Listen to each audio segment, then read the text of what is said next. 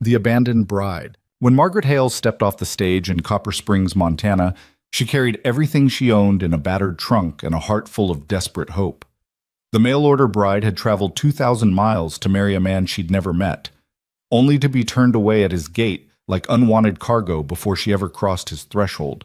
Humiliated, penniless, and stranded under the merciless summer sun, she stood at the entrance to a life that would never be hers. But when a quiet rancher named Elias Boone rode past and saw injustice written in her eyes, he made a choice that would change both their lives forever. If you're watching from your city tonight, drop a comment below and let me know where this story is reaching. I love seeing how far these tales travel. Now settle in. This is Margaret and Elias's story, and it's just beginning.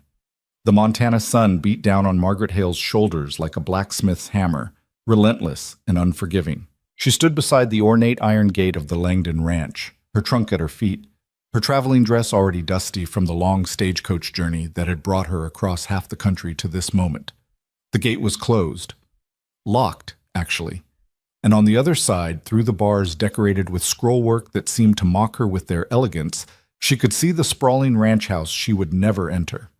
Victor Langdon hadn't even had the decency to meet her in town. He'd sent his foreman, a hard-faced man named Ricketts, who'd looked her up and down like livestock at auction and found her wanting. The conversation, if it could be called that, had lasted less than 5 minutes. "Mr. Langdon has reconsidered the arrangement," Ricketts had said, his voice flat and final. "He don't need a wife after all. You can take the next stage back east." Margaret had stood there in the dusty street, her carefully composed letters of introduction suddenly worthless paper in her reticule, and felt the bottom drop out of her carefully constructed future. She'd spent her last dollars on the fare west. There was no money for a return trip. There was no money for anything. "I came 2,000 miles, she'd said, and hated how small her voice sounded. "I sold everything I owned." Ricketts had shrugged. "Ain't my concern, ma'am." Mr. Langdon made his decision. He'd at least arranged for her trunk to be brought to the ranch gate, a cruel courtesy that left her stranded at the threshold of the life she'd been promised but would never live. Then he'd ridden back through those gates and left her standing there, as though she were just another problem solved by being ignored. That had been 2 hours ago. Margaret wasn't crying. She'd learned years ago that tears accomplish nothing except to make people uncomfortable and yourself weaker. Instead, she stood very still in the shade of a cottonwood tree just outside the gate, taking inventory of her situation with the same methodical calm she'd used when her father died and left her penniless, when her aunt made it clear there was no permanent place for her in Baltimore, when she'd answered Victor Langdon's advertisement for a practical, educated woman to become his wife. She had $4.37. Her trunk contained 3 dresses, 2 pairs of shoes, undergarments, her mother's Bible, and a packet of letters that represented 6 months of correspondence with a man who apparently changed his mind as easily as he changed his shirt. The nearest town was Copper Springs, 3 miles back down a road she'd already traveled. She had no connections there, no friends, no prospects. The stage east wouldn't run again for 4 days, and even if it did, she couldn't afford passage. Margaret looked down at her hands. They were good hands, strong, capable, unmarked by the soft life some women led. She'd worked as a companion to her aunt, managing household accounts, organizing social events, teaching her young cousins their letters. Before that, she'd helped her father in his bookshop, learning to value precision and honesty over sentiment. Those hands had written careful, truthful letters to Victor Langdon. She'd never claimed to be beautiful. She wasn't. She'd never promised to be meek or ornamental. She'd offered competence, partnership, and the kind of practical intelligence that built stable homes. His letters in return had suggested he valued exactly those qualities. Apparently, he'd been lying. Or perhaps she simply wasn't what he'd imagined. Perhaps when his friends saw the woman he'd ordered like furniture from a catalog, they'd laughed. Perhaps he'd decided that a wife who looked like Margaret, tall, angular, with a face more interesting than pretty, would be an embarrassment. The thoughts were bitter, but Margaret had long practice in swallowing bitter things. The sound of hoofbeats made her look up. A rider was approaching from the direction of town, a single man on a sturdy bay horse, riding with the easy confidence of someone who knew this land intimately. As he drew closer, Margaret could see he wasn't young, Probably in his late 30s, with dark hair showing threads of gray at the temples and sun-weathered skin that spoke of years spent outdoors. He wore working clothes, plain cotton shirt, worn leather vest, dusty trousers, and boots that had seen better days. A battered hat shaded eyes that were studying her with quiet attention. He slowed his horse as he reached the gate, then stopped entirely, sitting silent for a long moment. Margaret lifted her chin. She would not apologize for existing. "Afternoon, ma'am." His voice was low and careful, with a slight roughness that suggested he didn't use it much. "You waiting for someone?" "No." The word came out more sharply than she'd intended. He glanced at the locked gate, then at her trunk, then back at her face. His expression didn't change, but something in his eyes shifted. A kind of recognition, perhaps, or understanding. "You the mail-order bride Victor was expecting?" Margaret's throat tightened, so the whole territory knew about her humiliation. "I was." "And he turned you away?" It wasn't a question, but Margaret answered anyway. "Before I ever set foot on his property, yes." The rider was quiet again, looking past her at the Langdon ranch house, visible in the distance, a monument to wealth built on land and cattle and the labor of men who lived in bunkhouses while Victor Langdon lived in luxury. "That's about what I'd expect from Victor," the man said finally. His tone was neutral, but there was granite underneath. "He's got no sense of honor and less sense of decency." Margaret blinked. In her experience, men didn't criticize other men to strange women, particularly not in small communities where everyone knew everyone else's business. The rider swung down from his horse with fluid ease. Up close, he was taller than she'd thought, easily 6 feet, with broad shoulders and the kind of build that came from years of physical labor. His face was weathered but not harsh, with lines around his eyes that suggested he smiled more often than he frowned, though he wasn't smiling now.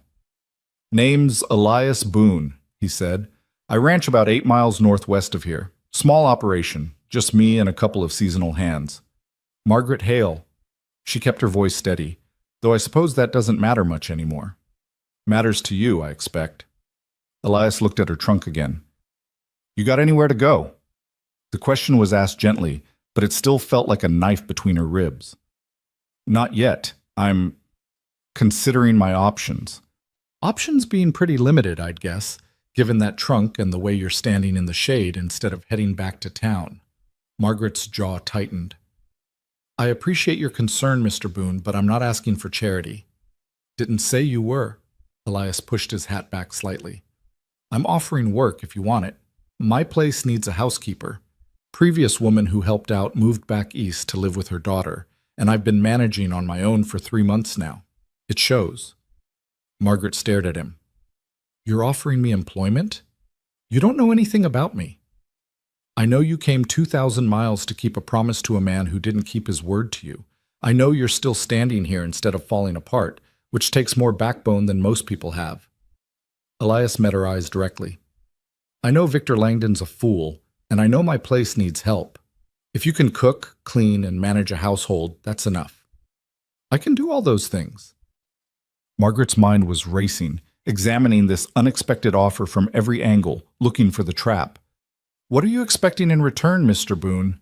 His expression didn't change. "Honest work for honest pay.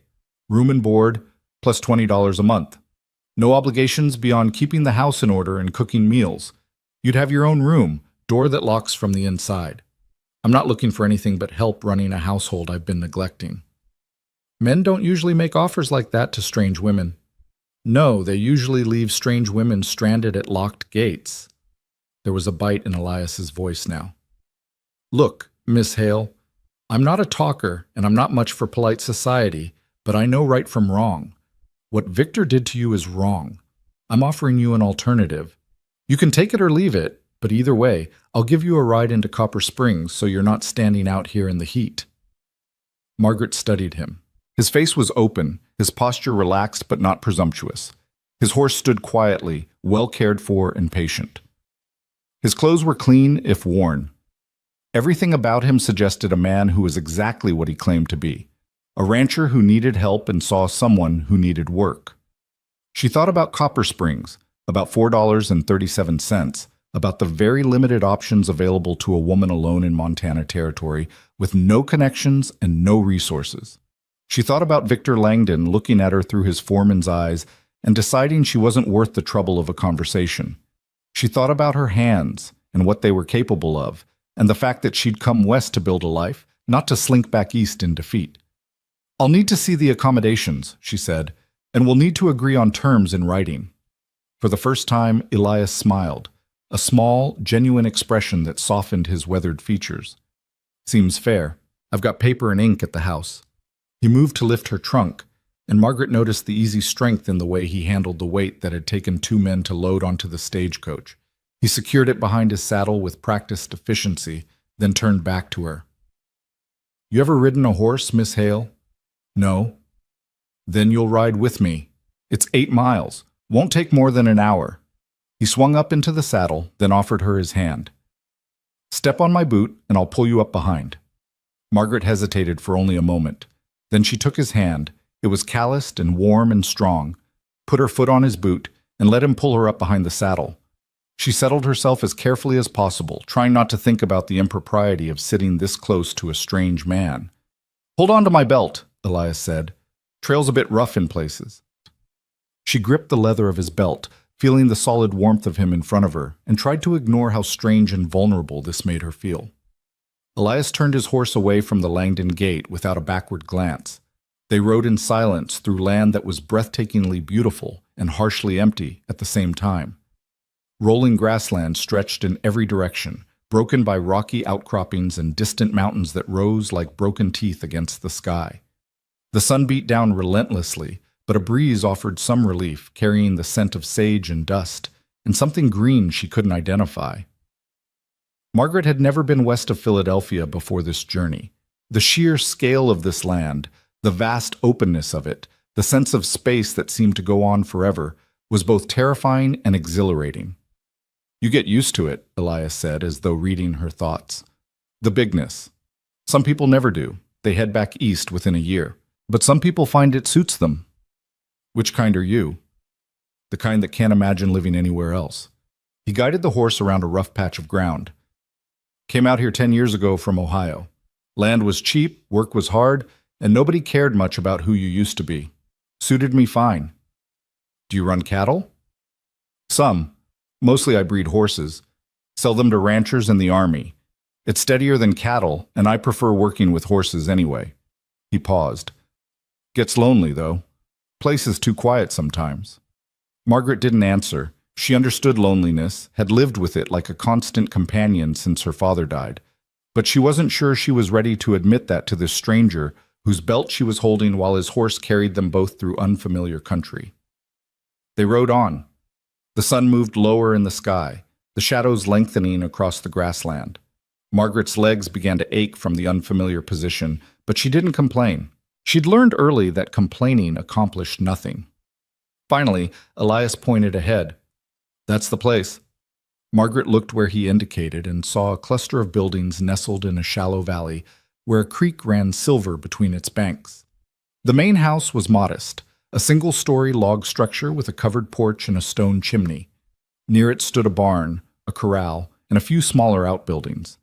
It wasn't grand, it wasn't impressive, but it looked solid and real, built to last rather than to impress.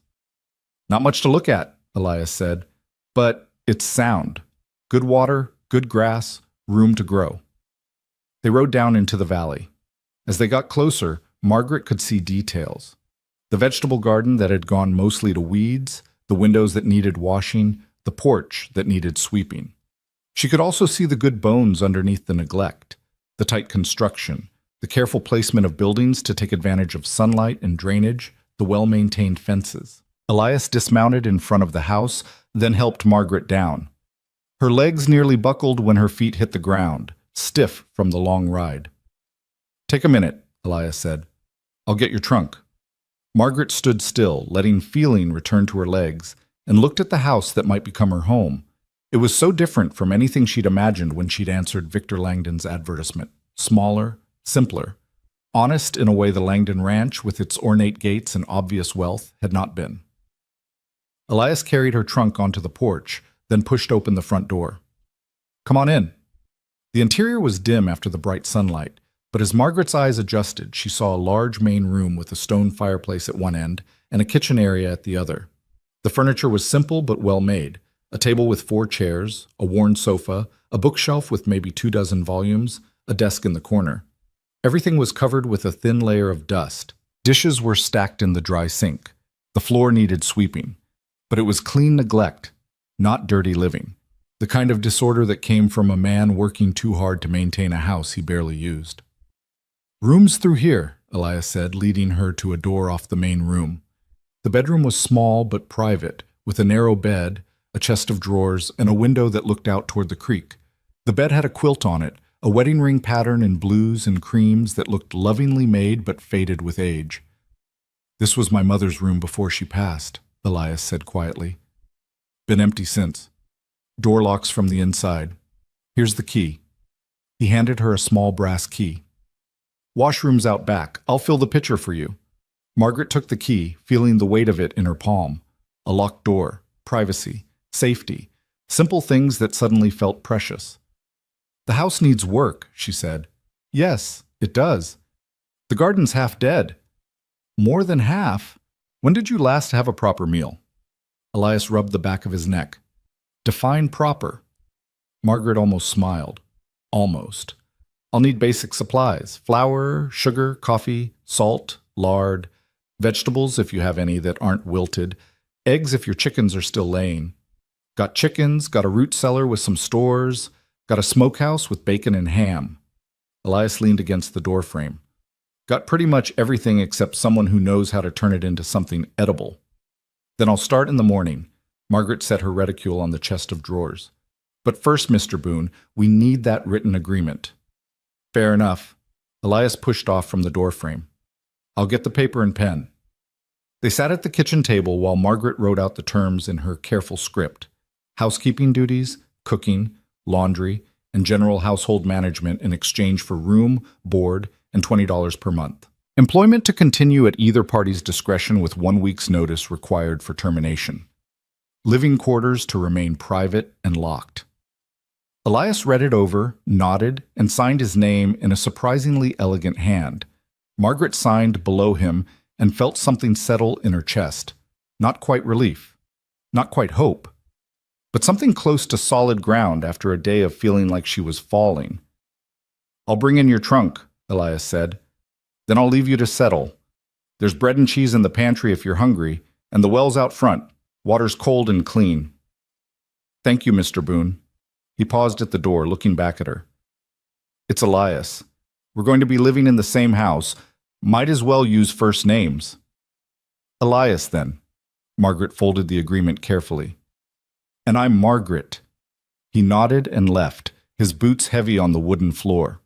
Margaret sat alone in the quiet house and let herself feel, just for a moment, the full weight of the day. The humiliation at the Langdon gate, the desperation of standing there with nowhere to go, the strange mercy of a man who'd offered help without asking for anything she wasn't willing to give. She didn't know if this would work. She didn't know if Elias Boone was truly as honorable as he seemed, or if this was just another kind of trap with prettier words around it. But she knew she was tired of being afraid, tired of being dependent, tired of making herself small to fit into spaces other people decided she could occupy. Tomorrow she would start earning her keep. She would make this neglected house into a home. Not for Elias, not really, but for herself. Because she'd come west to build a life, and by God, she was going to build one, even if it looked nothing like what she'd imagined. Margaret stood, smoothed her dusty skirts, and went to find that bread and cheese. She was hungry, and hunger was something she knew how to solve. The evening settled over the ranch with soft light that turned the grasslands gold. Through the window, Margaret could see Elias moving around the barn, tending to his horse and whatever other work needed doing before dark. He moved with the kind of competence that came from years of doing the same tasks, economical and sure. She cut thick slices of bread, slightly stale but good quality, and found cheese wrapped in cloth in the pantry. There was butter, too, kept cool in a crock, and when she opened the back door to see the washroom, she found a working pump and fresh water. Margaret ate standing at the kitchen window, watching the man who'd saved her from a desperate situation without asking for gratitude or obligation in return. She didn't trust easily. Life had taught her better than that. But she recognized integrity when she saw it, and Elias Boone had it in the straight line of his shoulders and the way he'd looked Victor Langdon's cruelty in the face and called it what it was. When he came back to the house, she had water heating on the stove. "Thought you'd be resting," he said. "I'll rest when I've washed the dust off." Margaret gestured to the stack of dishes. "Do you have soap?" "You don't need to start tonight. I'm not starting work. I'm washing dishes because I'm going to use them for breakfast, and I prefer them clean." She met his eyes steadily. "There's hot water if you want to wash up too." Elias looked at her for a long moment, and Margaret had the strange sense that he was seeing her, really seeing her, not as a problem to solve or a burden to manage, but as a person with her own will and reasons. "Appreciate it," he said finally. "I'll be quick." They moved around the kitchen in careful orbits, not quite comfortable but not hostile either. Margaret washed the dishes while Elias cleaned the dust from his face and hands at the pump outside, then came back in to make coffee with the kind of focused attention that suggested it might be the one household task he'd truly mastered. "You always ride past the Langdon place?" Margaret asked, scrubbing a plate. "It's on the way back from town. I'd gone in for supplies." Elias poured coffee into 2 tin cups. "Usually I don't see anyone at that gate. Certainly never expected to see someone stranded there." "Lucky for me." "Maybe." He set a cup near her elbow. "Or maybe you'd have figured something else out. You don't strike me as someone who gives up easy." Margaret dried the plate and stacked it with the others. "I don't have the luxury of giving up, Mr. Boone, Elias. Women in my position rarely do." "That how you ended up answering a mail-order advertisement? No other choices?" There was no judgment in the question, just curiosity. "My father died 3 years ago," Margaret said. "He owned a bookshop in Baltimore, but there were debts. I went to live with my aunt as a companion, essentially an unpaid servant disguised as family charity. When she made it clear that arrangement wouldn't last forever, I looked at my options. Find work as a governess or seamstress for poverty wages, or answer advertisements from men looking for wives. And Victor seemed like the best option? He seemed honest. His letters were intelligent, straightforward. He said he wanted a partner, not a decoration. He valued practicality over sentiment. Margaret rinsed the last dish. Apparently he changed his mind when the reality didn't match his imagination. Elias was quiet for a moment. His loss. The words were simple, but something in the way he said them, matter of fact, without pity or flattery, made Margaret's throat tighten unexpectedly. She dried her hands on a cloth and picked up the coffee he'd poured for her. It was strong and hot and bitter, and it tasted like the first honest thing she'd encountered in Montana. "Thank you," she said. "For the coffee, and for the offer, and for not leaving me at that gate." Elias inclined his head. "You'd have done the same, I expect, if you'd seen someone in trouble." "I'd like to think so." They stood in the kitchen as darkness fell outside, and the first stars appeared in the vast Montana sky. Tomorrow, Margaret knew, would bring its own challenges. The work of turning a neglected house into a functioning home, the questions from neighbors who would wonder what a mail-order bride was doing living with a bachelor rancher, the slow process of building trust with a man she barely knew. But tonight, she had a locked door and a roof over her head, and the simple dignity of honest work ahead of her. It was more than she'd had at the Langdon gate. It was enough to start with. "I'll say good night," Margaret said, setting down her empty cup. "Thank you again, Elias. Sleep well, Margaret." She went to her small room and closed the door, turning the key in the lock with hands that were finally steady. Through the window, she could see the last light fading from the sky, the mountains' dark silhouettes against the stars. Margaret Hale had come west to find a new life. This wasn't the life she'd planned, but perhaps, just perhaps, it was the life she needed. She unpacked her trunk in the darkness, hanging her dresses in the small wardrobe and placing her mother's Bible on the chest of drawers. Her hands found the packet of letters from Victor Langdon, and she held them for a moment, feeling the weight of broken promises and wasted hope. Then she carried them to the fireplace in the main room, cold now, but ready for kindling, and placed them carefully on the grate. Tomorrow she would light a fire to cook breakfast, and these letters would be the first thing to burn. Tonight, though, she simply went to bed in a stranger's house and slept more soundly than she had in months, dreaming of open horizons and the smell of sage on the wind. Margaret woke to the sound of a rooster crowing and pale dawn light filtering through the small window. For a disoriented moment, she didn't know where she was. The room was unfamiliar, the sounds wrong, the air carrying scents of sage and wood smoke instead of Baltimore's coal dust and harbor brine. Then memory returned. The locked gate, the humiliation, Elias Boone's unexpected offer, and the choice she'd made to accept honest work over desperate uncertainty. She dressed quickly in her plainest work dress, a practical gray cotton that had seen her through years of managing her aunt's household, and twisted her hair into a tight knot at the nape of her neck. Through the thin walls, she could hear Elias moving around in the main room, the scrape of the stove door, the clatter of a coffee pot. When she emerged from her room, he was already dressed for the day's work, standing at the stove with his back to her. He turned at the sound of her door. "Morning," he said. "Didn't mean to wake you." "You didn't. I'm used to early hours." Margaret surveyed the kitchen with a critical eye. In daylight, the neglect was even more apparent. Grease spatters on the wall behind the stove, dried spills on the counter, a general film of dust and disuse over everything. "I'll need to know where you keep your cleaning supplies." "Back porch. There's soap, brushes, rags." Elias poured coffee into 2 cups. "I usually just have coffee for breakfast, but there's eggs and bacon if you want them." "I'll cook a proper breakfast for both of us. You work a ranch. You need more than coffee to start the day." Margaret accepted the cup he offered. "After that, I'll tackle the kitchen. Is there a day you usually go into town for supplies?" "Saturdays, mostly. That's 3 days from now." "Then I'll make a list of what we need." She sipped the coffee, still strong and bitter the way he'd made it last night. "Do you have a budget for household expenses?" Elias leaned against the counter, studying her with those quiet eyes. "You planning to spend me into poverty?" "I'm planning to run an efficient household, which requires knowing what resources I have to work with." Margaret met his gaze evenly. "I managed my father's bookshop accounts for 5 years, and my aunt's household expenses for 2. I know the value of $1. Spend what you need for basics. I'm not rich, but I'm not poor either. Horses sell well." He finished his coffee in 2 long swallows.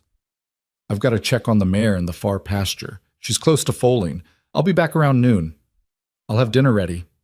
Elias nodded, set his cup in the dry sink, and headed for the door. He paused with his hand on the frame.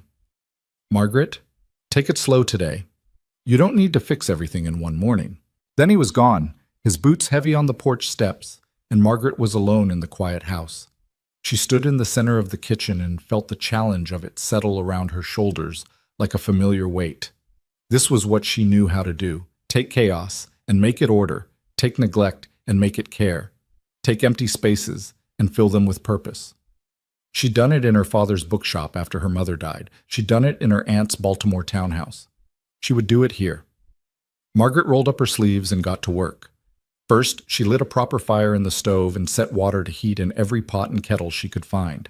While it heated, she swept the kitchen floor, raising clouds of dust that made her cough, but revealed good pine boards underneath. The windows came next. She scrubbed them inside and out until they sparkled, letting real light into the room for what looked like the first time in months. By the time the water was hot, she'd already worked up a sweat despite the cool morning air. She scrubbed the counters, the table, the stove itself, working with the methodical thoroughness her father had taught her. Start in one corner and work systematically through the space, finishing each task completely before moving to the next. The pantry was better stocked than she'd expected. Flour, cornmeal, dried beans, sugar, salt, coffee, even some spices. The root cellar yielded potatoes, onions, and carrots that were starting to sprout but still usable. In the henhouse, she found 8 chickens and collected 6 eggs, speaking softly to the birds the way she'd seen farm women do. She made breakfast from what she found: eggs fried in bacon fat, thick slices of bacon, potatoes diced and fried until they were crispy and golden, and fresh coffee. It was simple food, but it was hot and plentiful, and when Elias came back at noon, she had it waiting on the table with plates and forks laid out properly. He stopped in the doorway, looking at the transformed kitchen with something like astonishment. "You've been busy." "I told you I'd earn my keep." Margaret gestured to the table. "Sit down before it gets cold." Elias washed his hands at the pump outside, then sat at the table with an air of someone unused to being served. He ate in silence for several minutes, but Margaret noticed he took second helpings of everything. "This is good," he said finally. "Really good. Best meal I've had in this house since my mother died." "How long ago was that?" 2 years. She had a bad winter cold that turned into pneumonia. Elias stared at his plate. "By the time I got the doctor out from town, there wasn't much to be done. She passed 3 days later." "I'm sorry, it's hard, losing a parent." "You said your father died 3 years back?" "Yes." His heart gave out one morning in the shop. He was shelving books, and he just stopped. Margaret refilled their coffee cups. "I found him an hour later." They sat in the kind of silence that acknowledged shared grief without demanding more words. Outside, the ranch yard was quiet, except for the occasional horse whicker and the wind moving through the grass. "The mare had her foal," Elias said eventually. "Healthy colt. Should bring a good price when he's old enough." "How many horses do you have?" 15 right now. Mix of breeding stock and youngsters I'm training." He pushed his empty plate back. "I sell mostly to the army and to ranchers who need working horses." "Good. Sound animals that can handle this country." "Do you do all the training yourself?" "Most of it. I hire on a couple of hands during spring and fall when the work's heaviest, but day to day, it's just me." Elias looked around the clean kitchen. "And now you." Margaret collected the plates. "I'm here to manage the house, not the horses." "I know, but it's still different, having someone else around." He stood, carrying his cup to the dry sink. "Good different. I didn't realize how quiet it had gotten until it wasn't anymore." That evening, after Elias had gone back to his work and Margaret had spent the afternoon scrubbing floors and beating dust from the curtains, she stood on the front porch and watched the sun set over the mountains. The sky turned impossible shades of orange and purple and red, colors so vivid they seemed unreal. The land stretched out in every direction, vast and empty, and beautiful in a way that made her chest ache. She heard Elias's footsteps behind her but didn't turn. "It's something, isn't it?" he said. "The sky out here. Never gets old. It's overwhelming. All this space. In Baltimore, you couldn't see more than a block in any direction without buildings blocking the view." "You miss it?" Margaret considered the question honestly. "I miss my father. I miss the bookshop. But Baltimore itself? No, there wasn't anything left for me there except memories and charity I didn't want." "Montana's not kind to people who can't adapt," Elias said. "Winters are brutal. Summers can be just as hard. It's isolated and the work never stops." "Are you trying to scare me away?" "I'm being honest about what you've signed on for." He leaned against the porch railing. "If you decide this isn't for you, I'll take you into town. Make sure you have enough money to get back east. No hard feelings." Margaret turned to look at him directly. "I don't scare easily, Elias, and I don't quit when things get difficult. If I leave, it will be because I choose to, not because I'm running from hard work." He smiled slightly.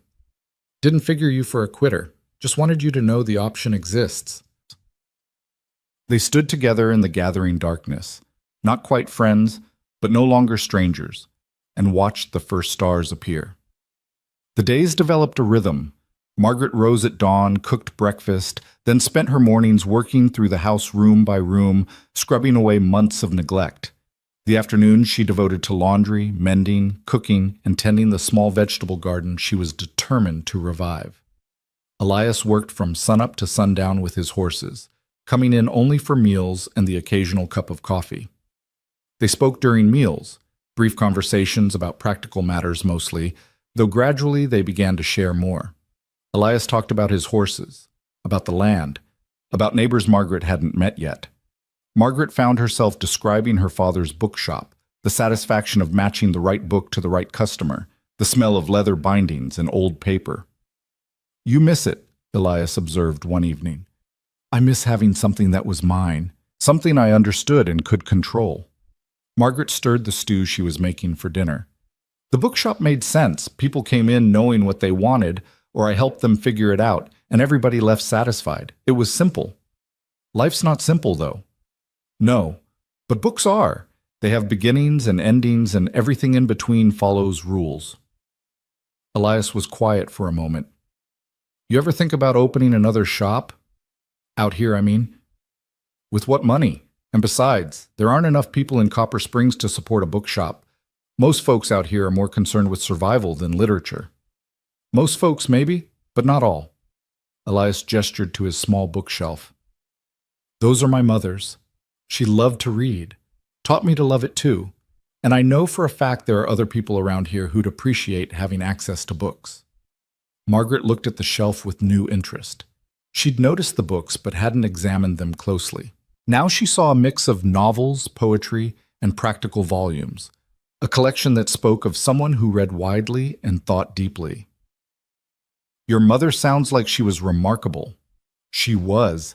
Came out here with my father when this was nothing but grassland and dreams.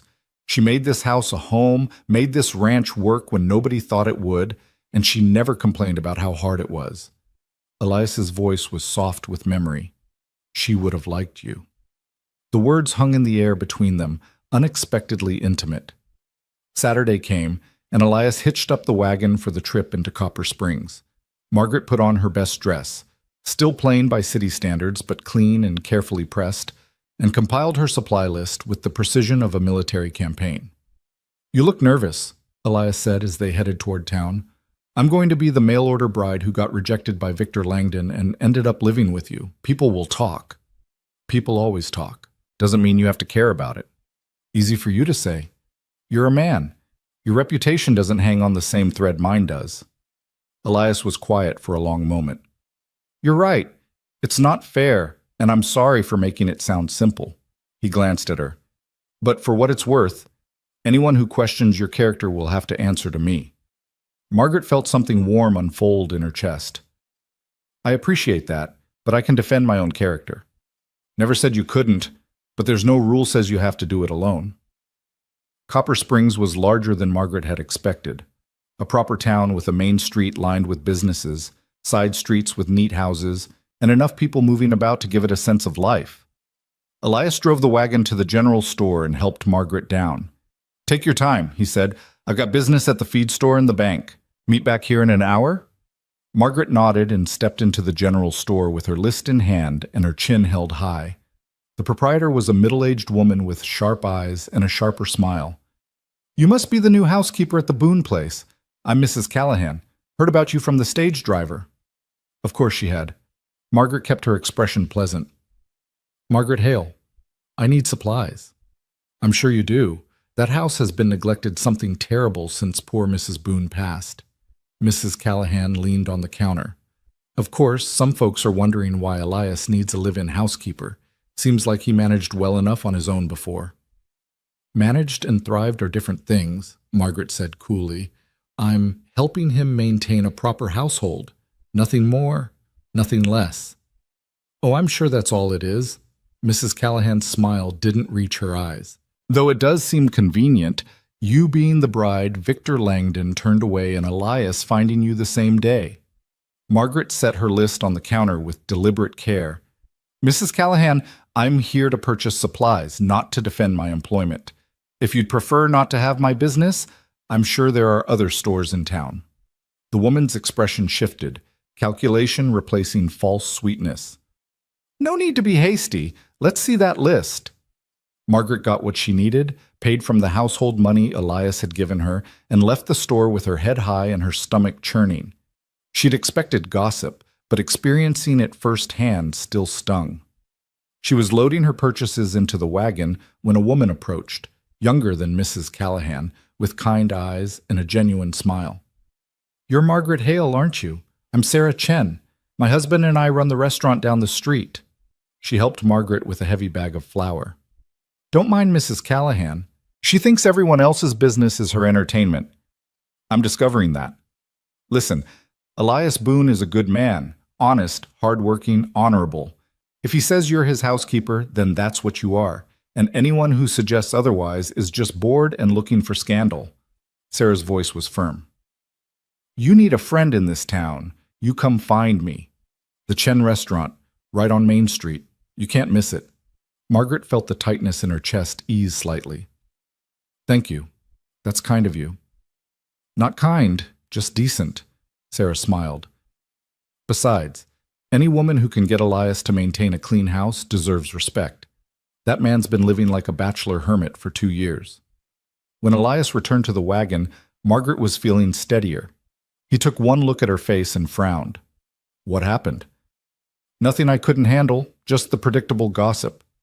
Mrs. Callahan? Among others. Elias's jaw tightened. I'll have a word with her. You will not. Margaret put a hand on his arm.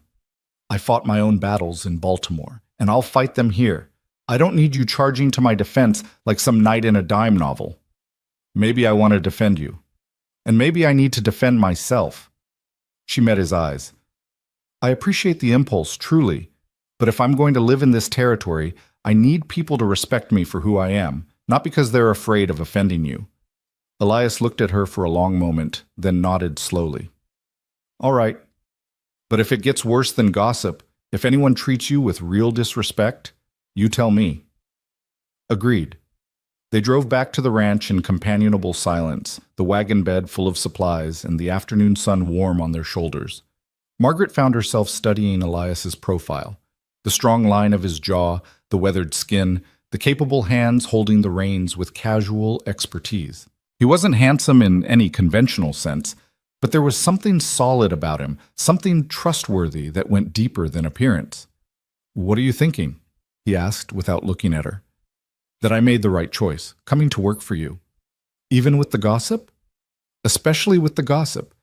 It means I'm doing something real, something that matters enough for people to notice. Margaret adjusted her bonnet against the sun. Back in Baltimore, I was invisible. Here, at least I'm visible enough to be talked about. Elias smiled. That's one way to look at it.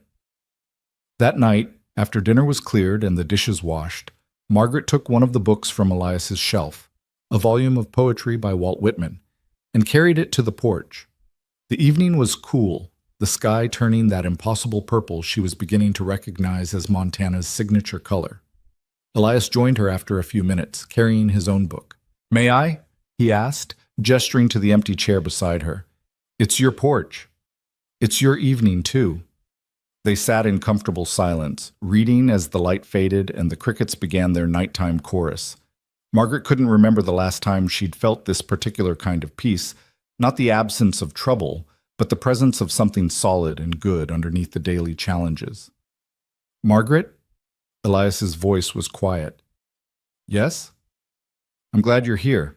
I know this wasn't your plan, and I know it's not easy, but I'm glad anyway.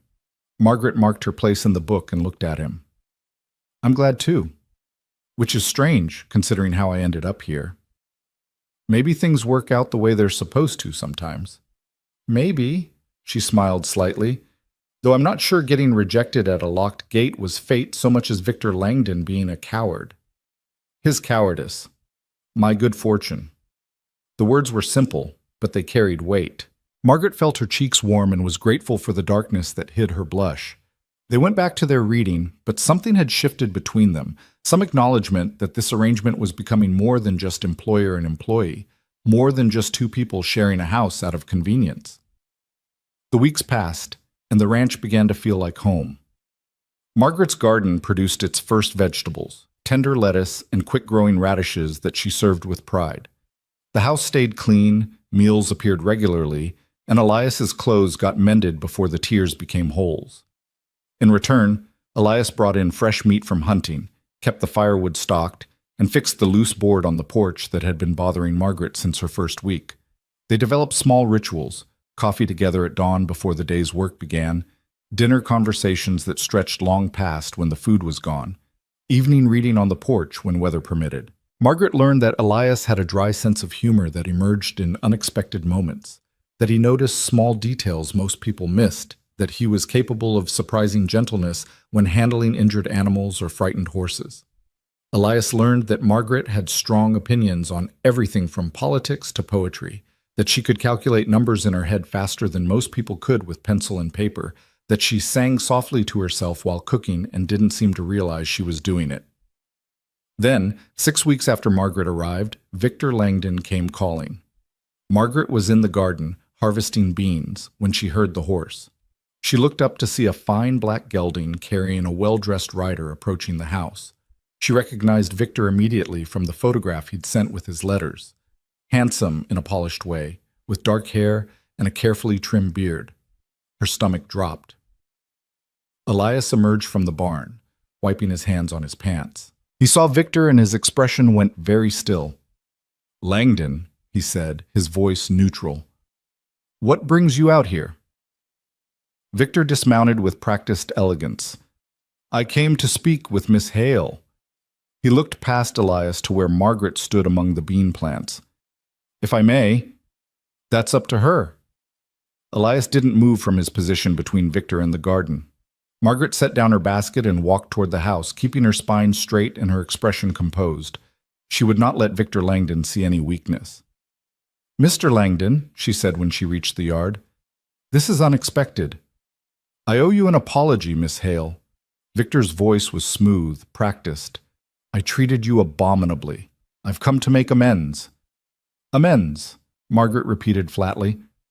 "I was hasty. I made a terrible mistake, and I've regretted it every day since."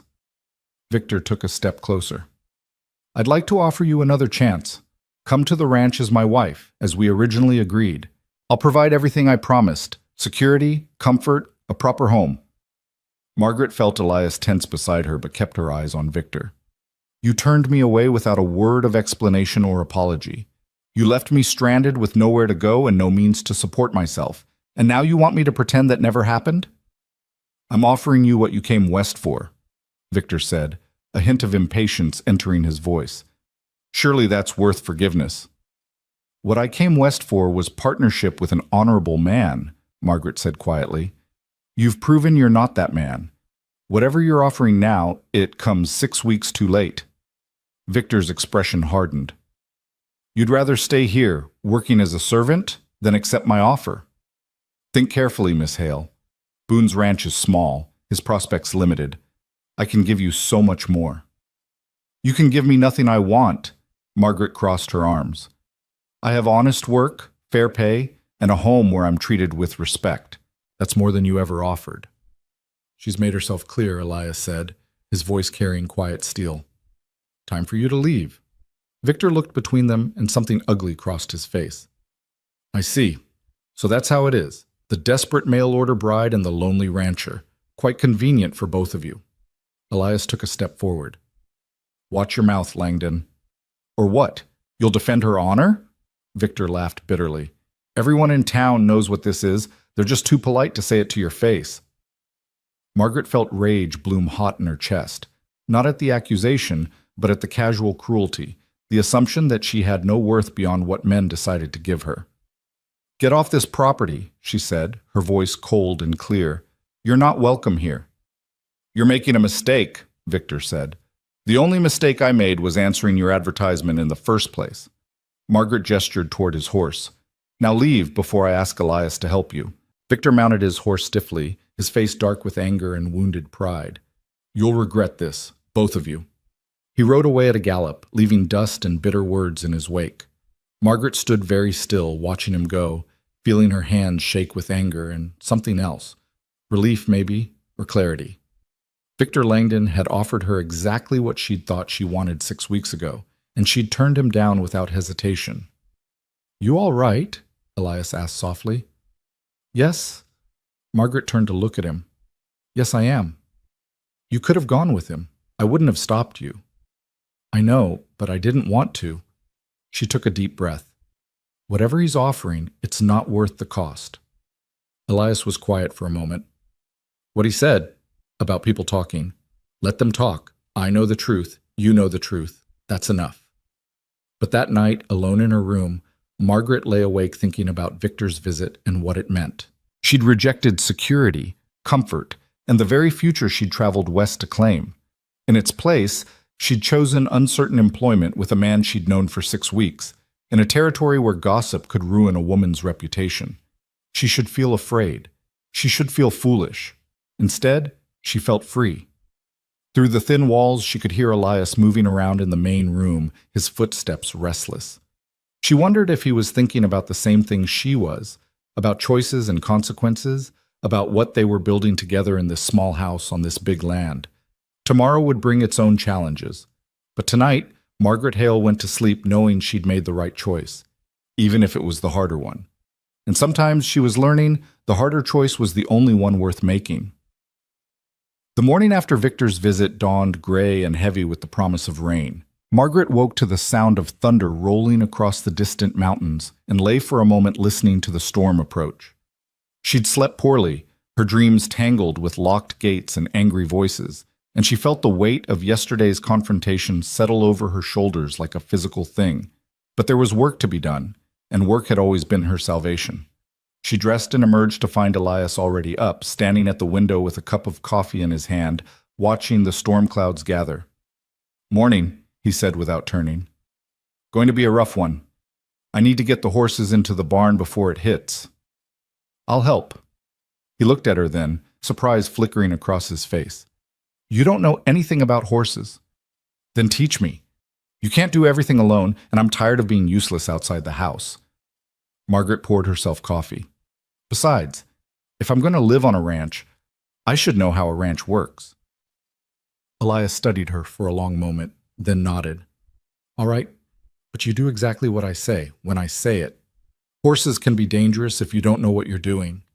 They worked together in the pre-storm stillness, moving the horses from pasture to barn with careful efficiency. Elias showed her how to approach each animal, how to read their body language, how to lead them without fear but with respect.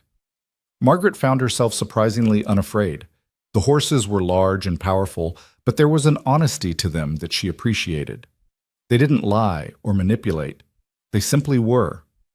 The rain started as they were closing the barn doors. Not a gentle rainfall, but a deluge that came down in sheets, turning the yard to mud within minutes. They ran for the house, laughing breathlessly, and burst through the door soaked to the skin. "That," Margaret said, pushing wet hair from her face, "was exhilarating." Elias grinned at her, really grinned, and she realized it was the first time she'd seen him look genuinely carefree. "You did good out there. Most city women would have been terrified." "I'm not most city women." "No," he said softly. "You're not." The moment stretched between them, charged with something neither of them seemed ready to name. Then Margaret turned away, suddenly flustered, and busied herself with stoking the fire. "I'll make breakfast. You should change into dry clothes before you catch cold." The storm lasted 3 days, pinning them inside the house together. Margaret cooked, cleaned, and mended while rain drummed on the roof. Elias worked on tack repair, oiled saddles, and read from his small library. They talked more than they ever had before, long conversations that ranged from philosophy to politics to the practical realities of surviving Montana winters. Margaret learned that Elias had come west after his father died, leaving behind a small Ohio farm and a life that had felt too constrained. He'd wanted space, freedom, the chance to build something entirely his own. The ranch had been that dream made real, even when it was hard, even when he was lonely. Elias learned that Margaret had once dreamed of running her own bookshop, that she'd loved the feel of new books and the smell of old ones, that she'd memorized whole poems and could recite them while kneading bread. He learned that she was afraid of very little except becoming dependent on someone who might decide she wasn't worth the trouble. "Like Victor did," he said quietly on the 3rd day, when rain still poured and the world beyond the windows was gray water. "Like everyone does, eventually." Margaret didn't look up from the shirt she was mending. "People tolerate you as long as you're useful. When you stop being useful, they find someone else." "Oh, that's a hard way to see the world." "It's an honest way." Elias set down the bridle he'd been working on. "You think that's how I see you? As useful?" Margaret's hand stilled on the fabric. "Isn't it? You needed a housekeeper. I needed work. It's a fair exchange." "It started that way," Elias admitted. "But it's not just that anymore. At least not for me." Margaret finally looked at him, her heart beating too fast. "What is it then?" "I don't know exactly, but I know I look forward to coming in for meals not just because the food is good, but because you're there. I know this house feels alive again in a way it hasn't since my mother died. I know when Victor came offering to take you away, I wanted to tell him to go to hell, not because I need a housekeeper, but because I can't imagine you not being here. Elias ran a hand through his hair, looking uncharacteristically uncertain. Maybe that's still just usefulness, but it feels like more. Margaret set aside her mending with shaking hands. I turned Victor down because the thought of leaving here made me feel sick. Not because I was afraid of him or didn't want security, but because this— She gestured at the small, cozy room, the storm outside, the life they'd built together. This feels right in a way nothing else ever has, and that terrifies me. Why? Because I don't trust it. Because good things don't last, not for people like me. People like you, Elias repeated. You mean people who've been disappointed before? I mean people who aren't quite enough. Not pretty enough, not charming enough, not worth keeping. The words came out raw and honest, stripped of pride. My father loved me, but he died. My aunt tolerated me, but only until it was inconvenient. Victor wanted me, but only until he saw me in person. I'm always almost enough, Elias. Never quite.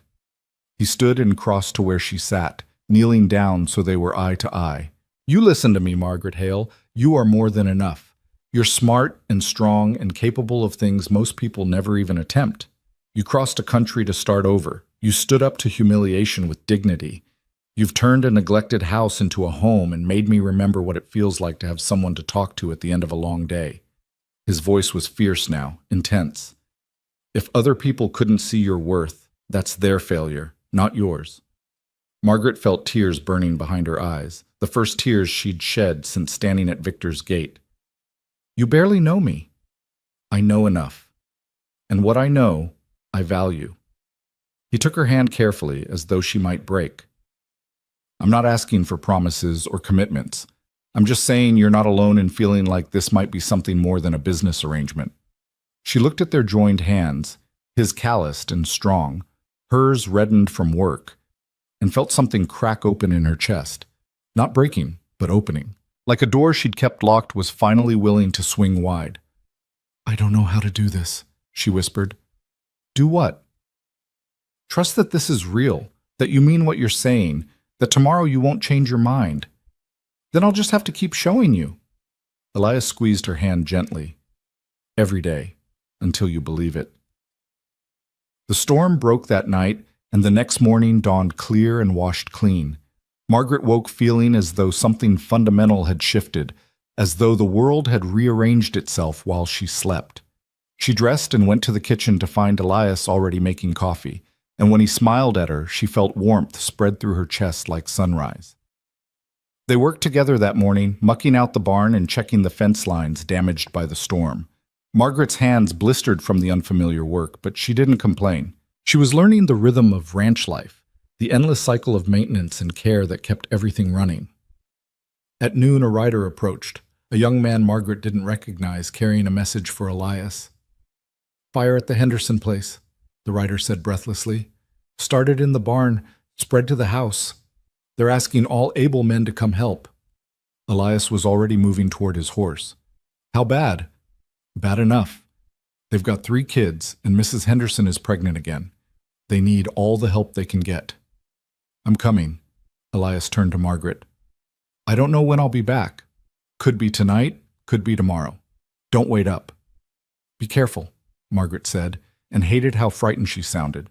He paused, came back to her, and touched her face briefly, a gesture so tender it made her breath catch. I will. Promise.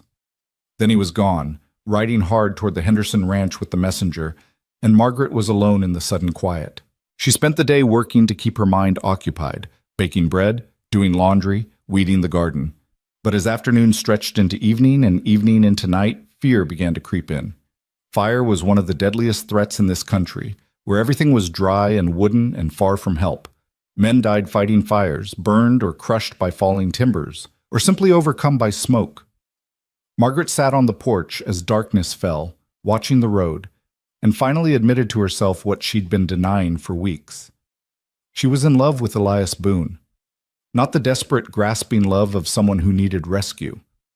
Not the practical affection she'd tried to cultivate for Victor through his letters. But something deeper and truer.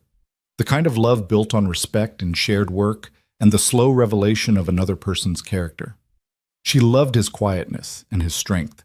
She loved the way he treated his horses with gentle respect and his land with careful stewardship. She loved that he'd seen her stranded and offered help without asking for anything in return. She loved the way he listened when she talked, the way he challenged her assumptions, the way he made her feel seen and valued. And the thought of him being hurt, of losing him before she'd even had the courage to admit what she felt, made her feel like she was suffocating. Margaret sat on that porch until past midnight, wrapped in a quilt, watching the stars wheel overhead and praying to a God she wasn't sure she believed in any more that Elias would come home safe. He rode in just before dawn, exhausted and covered in soot. Margaret heard the horse and flew off the porch, her heart in her throat. "You're hurt," she said, seeing the burns on his hands, the raw patch on his neck. "It's nothing. Henderson's barn is gone, but we saved the house and the animals. Everyone's safe." Elias swayed slightly in the saddle, and Margaret realized he was dead on his feet. She helped him down, supported his weight as they walked to the house. "Sit. I'll get water and bandages." "Margaret, I'm fine." "Sit down, Elias Boone, before you fall down." He sat. Margaret worked with steady hands, cleaning the burns, applying salve, wrapping his hands in clean bandages. Elias watched her face the whole time, his eyes dark and unreadable. "You were worried," he said finally. "Of course I was worried. Fire is dangerous, and you were gone all night, and I—" She stopped, swallowing hard. "You what?" Margaret met his eyes. "I realized I care about you. More than I should, probably. More than is wise, given that I work for you and we've only known each other a few months, and this whole situation is already complicated enough without—" Elias reached up with his bandaged hand and touched her face, silencing her.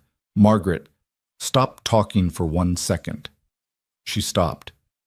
"I'm in love with you," he said simply. "Have been for weeks, probably. Maybe since the day I saw you standing at that gate with your chin up and your eyes full of fire.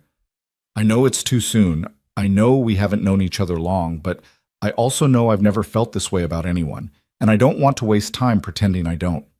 Margaret felt tears spill over, hot on her cheeks. "I don't know how to do this, how to trust this." "Then we'll figure it out together."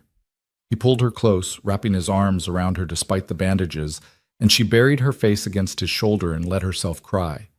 For all the years of feeling unwanted, for the fear of the long night, for the overwhelming relief of having him home safe, for the terrifying joy of being loved. "I need time," she said against his shirt. "I need to know this is real and not just convenience or loneliness or—" "Take all the time you need," Elias said. "I'm not going anywhere."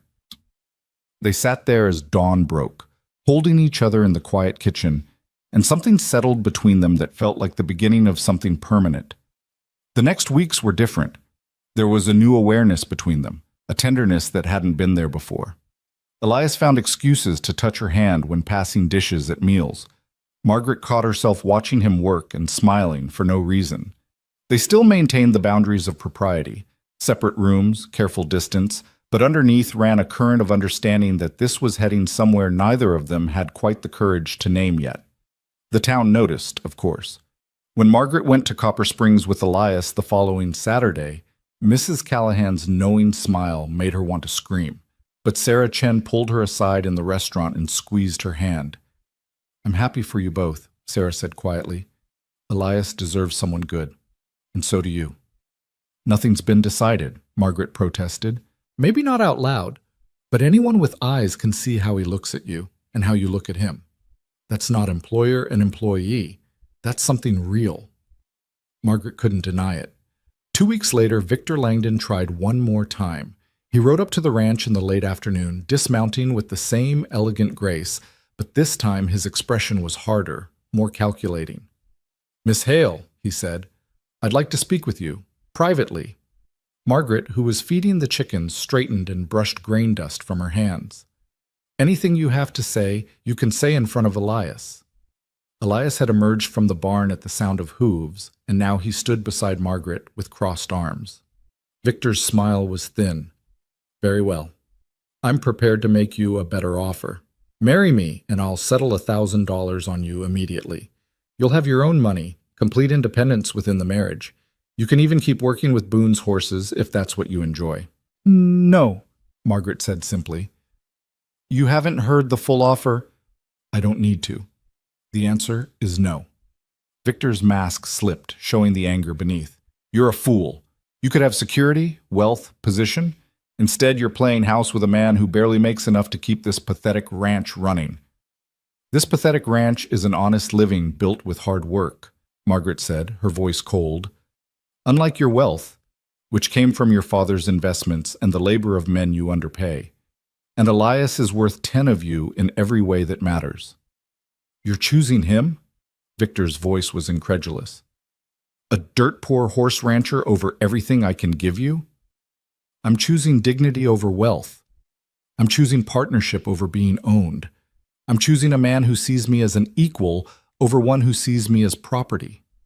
Margaret stepped closer to Elias, and his arm came around her shoulders immediately. And yes, I'm choosing Elias. Every time, without question. Elias pulled her closer, his voice rough with emotion. You heard her, Victor. Leave. This is your final answer? Victor asked Margaret. This was my final answer the first time you asked. Now it's just getting tiresome. Victor mounted his horse stiffly. You'll regret this, both of you. When winter comes and you're struggling to heat this place, when you realize what you've given up for some romantic notion of true love, you'll remember I offered you better. I doubt I'll think of you at all, Margaret said. He rode away, and this time Margaret knew he wouldn't be back. She'd rejected him completely, chosen Elias openly, and burned every bridge that might have led back to the life Victor represented. She felt Elias's arms tighten around her. You meant that? He asked. About choosing me? Margaret turned in his embrace to face him directly. Every word. I choose you, Elias. Not because you're convenient or because I have no other options, but because you're the best man I've ever known. Because when I think about my future, I can't imagine it without you in it. Because, she took a shaking breath, because I love you. His kiss was gentle and fierce at the same time, full of months of restrained longing finally released. Margaret kissed him back with everything she had, pouring years of loneliness and fear and hope into this moment, this man, this choice. When they finally broke apart, both breathing hard, Elias rested his forehead against hers. Marry me, he said. Not as employer and employee, not as convenience, but as partners. Equal partners in everything, the ranch, the life, all of it. Marry me because you want to, because you choose to, because you can't imagine anything else either. Margaret felt tears streaming down her face again, but this time they were joyful. Yes, God, yes. He kissed her again, then pulled back with a slightly sheepish expression.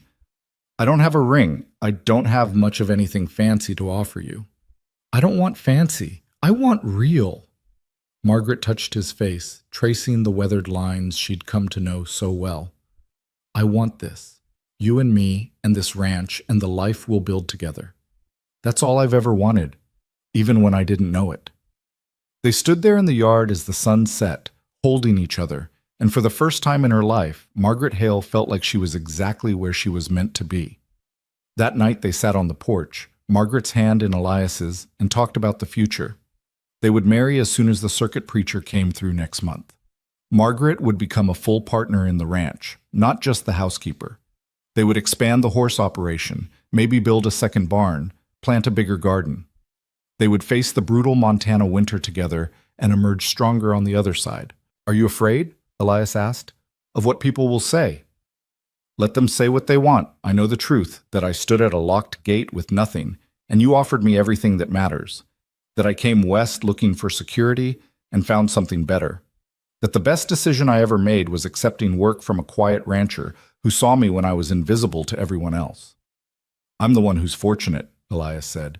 You could have gone back east, could have accepted Victor's money. Instead, you stayed and made this house a home, and reminded me what it feels like to have someone to share life with. We saved each other, Margaret said softly. That's the truth of it. You saved me from desperation, and I saved you from loneliness. Now we get to build something new together. He kissed her hand. I love you, Margaret Hale. Soon to be Margaret Boone. I love you too. And Elias? She smiled. Thank you for riding past that gate. Best decision I ever made. They sat together as stars filled the sky. Two people who'd found each other at the worst possible moment and turned it into the beginning of everything good. The wind carried the scent of sage and rain, and somewhere in the distance a coyote called. Margaret leaned her head on Elias's shoulder and felt completely, perfectly at peace. This was home. This was love. This was the life she'd traveled 2,000 miles to find, even though she hadn't known what she was looking for until she found it. And tomorrow, when the work began again, they would face it together, as partners, as equals, as two people who'd chosen each other freely and completely. That was worth more than all Victor Langdon's money could ever buy. The circuit preacher arrived on a Thursday in late September, riding into Copper Springs with his Bible and his worn saddlebags, and news that he'd only be staying 2 days before moving on to the next settlement. Margaret and Elias rode into town that afternoon to speak with him, and by sunset their wedding was scheduled for Saturday morning at the small church on the edge of town. Margaret had imagined this moment differently when she'd answered Victor's advertisement. A formal ceremony, perhaps, with strangers playing the role of family, carefully orchestrated to present the proper image. Instead, she would marry Elias in a simple service with whatever neighbors chose to attend, wearing her best dress because she had nothing finer, speaking vows that meant everything because they were freely chosen. "You're sure about this?" Elias asked as they drove the wagon back to the ranch under a sky full of stars. "We could wait, have something bigger, invite people." "I don't want bigger. I don't want to wait." Margaret shifted closer to him on the wagon seat. "I want to marry you, Elias. The sooner, the better." He smiled and wrapped his arm around her shoulders. "Then Saturday it is." Friday passed in a blur of preparation. Margaret baked bread and pies for the small gathering they'd have at the ranch afterward.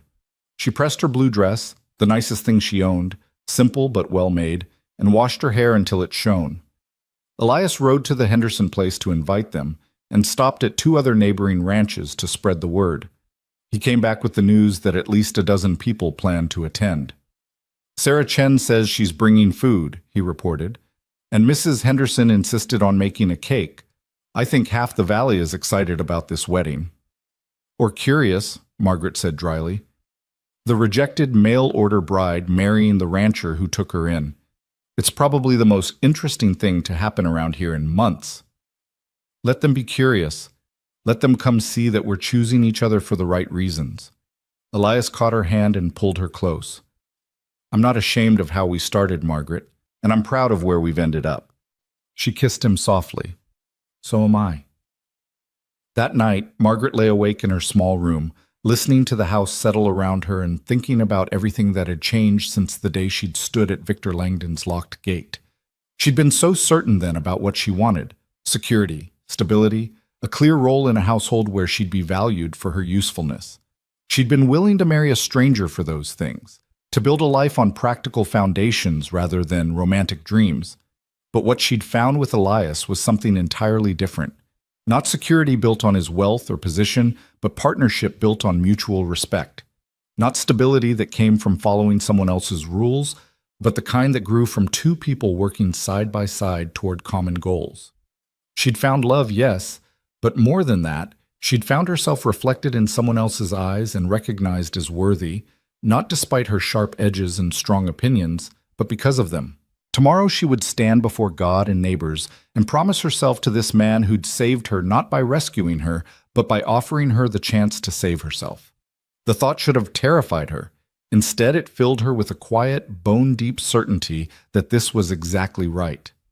Saturday morning dawned clear and cool, the kind of perfect autumn day that seemed designed for new beginnings. Margaret dressed with care, braiding her hair and pinning it up, fastening the small pearl earrings that had been her mother's. When she emerged from her room, Elias was waiting in his Sunday suit, dark and slightly worn but clean and pressed. He stared at her. "You're beautiful," he said, his voice rough. Margaret felt heat rise in her cheeks. "I'm presentable." "You're beautiful," he repeated firmly. "Always have been. Just took you a while to believe I could see it." They rode to town in the wagon, sitting close, not speaking much. Words seemed unnecessary. Everything that mattered had already been said. The small church was fuller than Margaret had expected. She recognized the Hendersons, Tom with his quiet smile and his wife Emma, heavy with child. Sarah and James Chen stood near the front, Sarah beaming. There were ranchers and their wives, people Margaret had seen in town but never formally met. Even Mrs. Callahan from the general store had come, though her expression suggested she was there more for gossip than celebration. And standing in the back, alone and rigid, was Victor Langdon. Margaret felt Elias tense beside her. "Ignore him," she whispered. "He doesn't matter. He shouldn't be here. Let him watch. Let him see exactly what he lost." The preacher was a weathered man in his 60s with kind eyes and a voice that carried easily through the small space. He spoke briefly about the sanctity of marriage, about partnership and commitment, about building lives together on foundations of faith and mutual respect. Then he turned to Elias and Margaret. "Elias Boone, do you take this woman to be your lawfully wedded wife, to have and to hold from this day forward, for better or worse, for richer or poorer, in sickness and in health, until death do you part?" "I do," Elias said clearly, his eyes never leaving Margaret's face.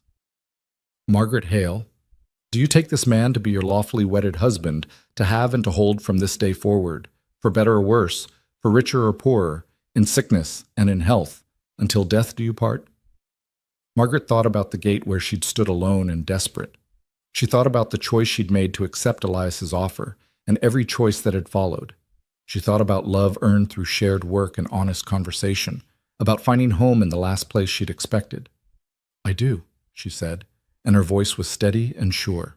Elias slipped a simple gold band onto her finger, his mother's ring, he'd told her, kept safe for years until he found someone worthy to wear it.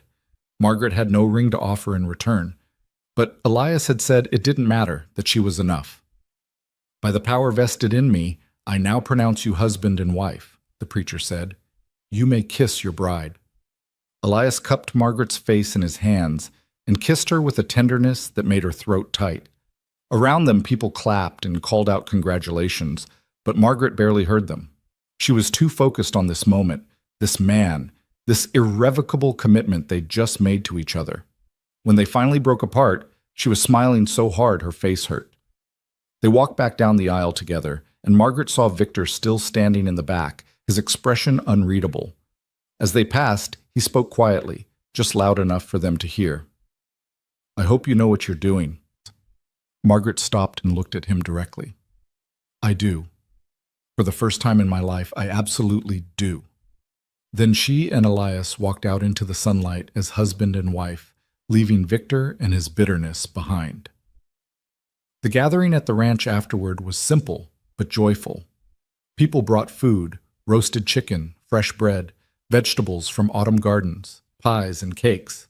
Sarah Chen had made a beautiful layered cake with white frosting, and Emma Henderson had embroidered a set of dish towels as a gift. "They're lovely," Margaret said, touched by the thoughtfulness. "Every home needs good dish towels," Emma said with a smile. "And you've made that house a real home, Margaret. Elias is fortunate to have you." "I'm the fortunate one," Margaret replied, and meant it. Tom Henderson pulled Elias aside, and Margaret saw them talking seriously near the barn. When Elias returned, he was frowning slightly. "Everything all right?" Margaret asked. "Tom says Victor's been asking questions around town. About us? About the ranch? About how much debt I'm carrying." Margaret felt cold despite the warm afternoon. "Why would he do that?" "I don't know, but it's not good." Elias rubbed the back of his neck. "Victor owns the bank in Copper Springs. If he wanted to cause trouble, he could. We haven't done anything wrong. Doesn't matter. He's got money and influence, and we've got neither." Elias pulled her close. "I won't let him hurt you, Margaret. Whatever he's planning, we'll face it together." The celebration continued until sunset, when neighbors began heading home to tend their own animals and complete their own chores. Sarah hugged Margaret tightly before leaving. "You two are going to be very happy," she said. "I can see it. Don't let anyone make you doubt that." Finally, Margaret and Elias were alone in their home. Truly their home now. Not employer and employee, but husband and wife. The significance of it settled over Margaret like a warm blanket. Elias built up the fire while Margaret cleared the last of the dishes. They moved around each other with the easy familiarity of months of shared space, But underneath ran a new current of awareness, of possibility. "I'm going to check the horses one more time," Elias said. "Make sure everything's settled for the night." Margaret nodded, understanding he was giving her time to prepare, to adjust to this new reality. While he was gone, she changed into her nightgown and wrapper, unpinned her hair, and sat brushing it out by the fire. Her hands were shaking slightly. When Elias returned, he stopped in the doorway, watching her with an expression that made her breath catch. "Come here," she said softly. He crossed to her, kneeling beside her chair. "Are you afraid?" "A little," Margaret admitted. "Not of you, just of everything changing. It doesn't have to change all at once." Elias took the brush from her hands and began running it gently through her hair. "We can take our time, learn each other. There's no rush." Margaret closed her eyes, feeling the gentle tug of the brush, the warmth of his presence. "I love you, Elias Boone." "I love you too, Margaret Boone." The name made her smile. Margaret Boone. No longer Margaret Hale, the rejected mail-order bride. She was someone new now, someone who belonged here, who'd been chosen, and who'd chosen in return. That night they came together slowly, tenderly, learning the landscape of each other's bodies with careful hands and whispered words. Margaret had been afraid of this intimacy, had worried she wouldn't know what to do or how to be. But Elias made it easy. He was patient and gentle, and so clearly focused on her comfort that her fear gradually gave way to curiosity, then to desire, then to a pleasure that left her breathless and amazed. Afterward, lying in Elias's arms in the bed that was now theirs, Margaret felt tears slip down her cheeks. "Did I hurt you?" Elias asked immediately, concerned. "No, God, no." She turned to face him. "I just never thought I could have this. Any of this. I thought I'd spend my whole life making do, settling for less, being grateful for scraps. And now I have everything." He kissed her forehead. "We have everything, together." They fell asleep wrapped around each other, and Margaret dreamed of open horizons and endless possibilities. The next week settled into a new rhythm. Margaret was no longer just the housekeeper, but Elias's partner in every sense. They worked together on the ranch, Margaret learning more about the horses and the business side of breeding and selling.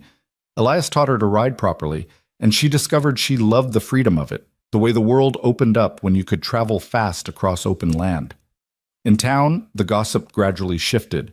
People stopped whispering about the mail-order bride and the lonely rancher and started talking about the Boones, the young couple working hard to build their ranch, the woman who'd brought life back to the Boone place, the man who'd found himself a real partner.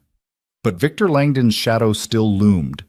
It came to a head in late October, when the bank sent a notice demanding immediate payment on a loan Elias had taken out 2 years earlier to purchase breeding stock. The loan wasn't due for another 6 months, but the notice claimed a clause allowed the bank to call it in early if they deemed the borrower a risk. "This is Victor," Elias said, staring at the notice with barely controlled fury. "He's using the bank to force us into a corner." Margaret read the document carefully. "How much do we owe?" $800. "I've been paying it down steadily, but I don't have that much cash on hand. Most of our capital is tied up in horses." "Could we sell some?" "Not quickly enough. And not in this market without taking a loss." Elias paced the kitchen. "Victor knows exactly what he's doing. If we can't pay, he can foreclose on the ranch. We'd lose everything." Margaret felt rage building in her chest, white-hot and clarifying. There has to be a way to fight this. Not against the bank, not against Victor's money and influence. "Then we go to him directly," Margaret said. "We confront him and make it clear this stops now." "Margaret, no. I won't let him destroy what we've built because his pride was wounded. I rejected him, and he needs to accept it and move on." Elias studied her face. "You want to talk to him?" "I want to finish this. Once and for all." They rode to the Langdon Ranch the next morning, Margaret's spine straight and her jaw set. The ornate gate was open this time, and they rode through it up to the impressive house she'd never entered. Victor met them on the front porch, his expression carefully neutral. "Mrs. Boone," he said, emphasis on the title. "And Elias. What brings you here?" "You know exactly why we're here," Margaret said, dismounting without waiting for help. "The loan you're calling in early. This harassment needs to stop." I'm simply exercising the bank's rights under the loan agreement. Nothing personal. Everything about this is personal, and we all know it. Margaret climbed the porch steps until she was at eye level with him. You're angry because I chose Elias over you, but that's not a good enough reason to try to destroy our lives. You could have had everything I offered, Victor said, his composure cracking slightly. Wealth, position, security.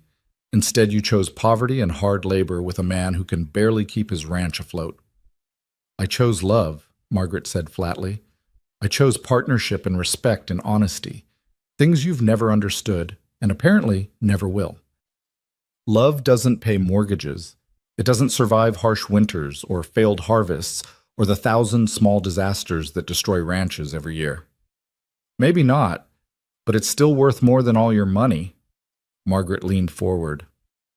Here's what's going to happen, Victor. You're going to restore that loan to its original terms. You're going to leave us alone. And you're going to accept that I made my choice and it wasn't you. Victor laughed bitterly. Or what? What leverage do you possibly have? The truth, Margaret said quietly. About why you rejected me in the first place. About what really happened that day. Victor's face went very still. I don't know what you're talking about. Your foreman told me, eventually. You didn't reject me because you'd changed your mind about wanting a wife. You rejected me because your friends saw my photograph and laughed. Because they said you were ordering a bride like you'd order livestock. And when they saw what you'd picked, they mocked you for it. Margaret's voice was steady and cold. You were embarrassed, Victor, so you threw me away like garbage rather than stand up to their judgment. That's a lie. Is it? Because I'm willing to tell that story to everyone in Copper Springs. I'm willing to let people know that Victor Langdon, the powerful banker, is so weak he let his friends dictate his personal life. That he's so petty he'd try to ruin a man's livelihood because his pride was hurt. Elias had come to stand beside her, and now he spoke quietly. You call in that loan, Victor, and everyone will know why. We'll make sure of it. Your reputation as a fair banker will be destroyed. Victor's face had gone pale, then red with anger. You're bluffing. Try me, Margaret said. I've got nothing to lose except a ranch that you're already trying to take. But you? You've got your whole carefully constructed image to protect. What do you think people will respect more? My honesty about how we started, or your petty revenge? The silence stretched long and tense. Finally, Victor spoke through gritted teeth. The loan will be restored to its original terms. In writing, Margaret said. Today. Fine. Victor turned and went into the house, returning moments later with paperwork. He scrawled a note canceling the early payment demand and thrust it at Elias. There. Now, get off my property. Margaret took the paper, folded it carefully, and tucked it into her pocket. Thank you. And Victor, this is the last time we'll speak. Leave us alone, and we'll do the same for you. They rode away from the Langdon Ranch in silence, and it wasn't until they were back on their own land that Elias finally spoke. That was the bravest thing I've ever seen. Margaret was shaking now that the confrontation was over, adrenaline draining away. I couldn't let him win. I couldn't let him take this from us. Elias pulled his horse close to hers and reached for her hand. We make a good team, Mrs. Boone. We do, don't we? That night, secure in the knowledge that Victor's threat had been neutralized, they sat on the porch and watched the stars come out. The autumn air was crisp, carrying the promise of winter to come, but Margaret felt nothing but warm. You know what I realized today, she said. What? Standing at that gate when Victor rejected me was the best thing that ever happened to me. If he'd let me in, I'd be living in that big house right now, comfortable and secure and completely miserable. I'd never have met you, never have learned what real partnership feels like, never have found home. Elias pulled her closer. I've thought the same thing. If you hadn't been standing there that day, if I'd ridden past 5 minutes earlier or later, I'd still be alone in this house, barely living. You gave me my life back, Margaret. We saved each other, she said, echoing words from weeks earlier. And now we're building something new, something that's completely ours. What do you want to build? Elias asked. Really, if you could have anything. Margaret thought about it, looking out over the land they'd defended together, the home they were creating. I want to expand the horse operation. I want a garden big enough to sell produce in town. I want children, eventually, when we're ready. I want to grow old here with you, watching this place thrive because we built it together with our own hands and our own sweat. That sounds perfect to me. What do you want? Everything you just said, Elias replied. And maybe, someday, to see you open that bookshop you used to dream about. Even a small one, in Copper Springs. You'd be good at it. Margaret felt tears prick her eyes. You'd support that? I'd support anything that makes you happy. That's what partnership means. They sat together as the night deepened, making plans and dreaming dreams. Two people who'd found each other at the worst possible moment and turned it into the foundation of everything good. The future stretched before them, full of hard work and uncertainty, but also full of possibility. And for the first time in her life, Margaret Boone wasn't afraid of what came next, because whatever it was, they would face it together. Winter came to Montana Territory with a vengeance that year, arriving early in November with snow that piled waist deep and temperatures that made the air itself feel sharp enough to cut. Margaret had never experienced cold like this. Baltimore winters were mild by comparison. Just enough frost to make mornings unpleasant, but never this bone-deep chill that turned breath to ice crystals and made every outdoor task an endurance test. But she and Elias had prepared well. The root cellar was stocked with vegetables and preserved goods. The barn held enough hay to feed the horses through the worst of it. The woodpile stood tall against the house, and they'd chinked every gap in the walls to keep the wind out. They were ready, or as ready as anyone could be for a Montana winter. The first real blizzard hit 3 weeks before Christmas. It came howling out of the north in the middle of the night, wind screaming around the house, and snow driving so thick you couldn't see 3 feet in any direction. Margaret woke to Elias already dressing in the darkness. "The horses," he said tersely. "I need to make sure they're secure in the barn. I'm coming with you." "Margaret, it's dangerous." "Which is exactly why you shouldn't go alone." She was already pulling on layers of clothing, wool stockings, and her heaviest dress, then Elias's spare coat over it all. "We're partners, remember? That means we face things together." He looked at her for a long moment, then nodded. "Stay close to me. Hold on to my belt and don't let go, no matter what." They roped themselves together and pushed out into the storm. The wind hit Margaret like a physical blow, stealing her breath and nearly knocking her off her feet. Snow stung her face and blinded her instantly. She gripped Elias's belt with both hands and followed him into the whiteout, trusting him completely. The journey to the barn, usually a simple 50-yard walk, became an epic struggle. They fought for every step, the wind trying to push them off course, the snow already deep enough to make walking treacherous.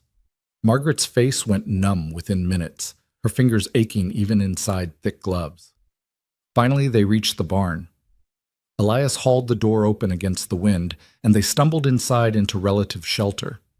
The horses were restless, spooked by the storm, but safe and secure.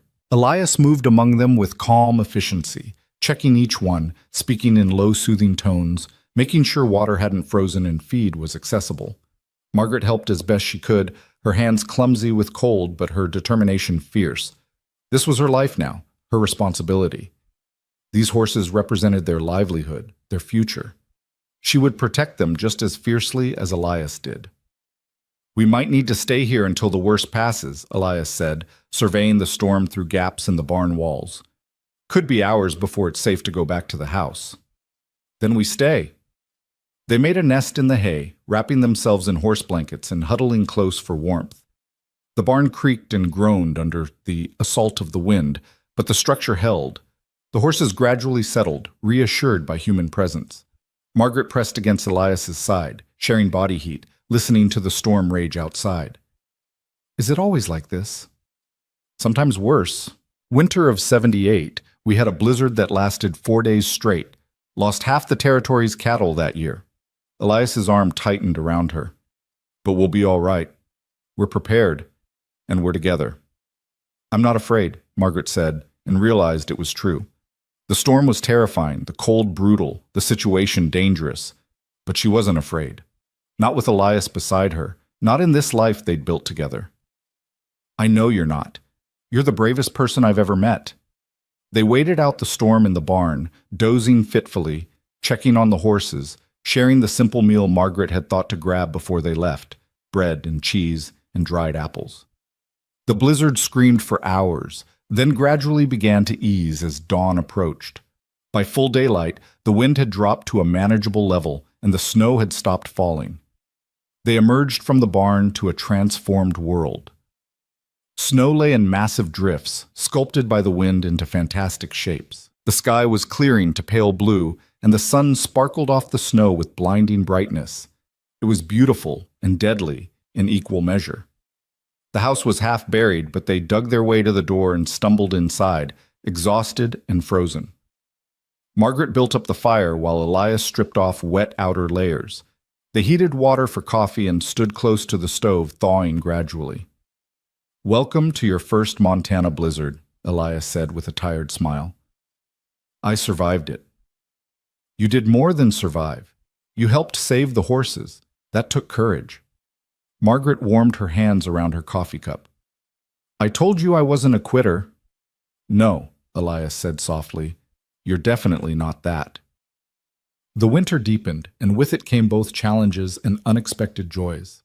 Margaret learned to navigate snow that never seemed to melt, to cope with darkness that lasted 16 hours a day, to find beauty in stark landscapes and frost patterns on windows. She learned the rhythm of winter ranch work, the endless cycle of feeding animals, hauling water before it could freeze, chopping wood, maintaining equipment.